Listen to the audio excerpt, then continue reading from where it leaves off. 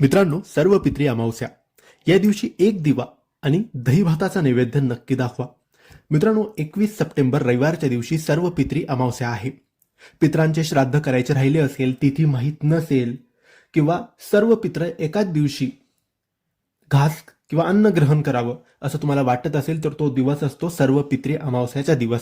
सर्व पित्रांना आमंत्रण करून त्यांना तर्पण करण्याचा दिवस. तर या दिवशी 2 कामं आवश्यक आणि नक्की करावेत. हे 2 कामं म्हणजे एक दिवा आणि दही भाताचा नैवेद्य. तर दुपारी 12 वाजेच्या आत तुम्हाला भात आणि दही एकत्र करून, साखर मीठ काहीच न घालता फक्त दही आणि भात एकत्र करून तुमच्या घराच्या छतावर कावळ्यासाठी तो नैवेद्य ठेवायचा आहे. 12 वाजेच्या आत दही भाताचा नैवेद्य तुम्हाला ठेवायचा आहे.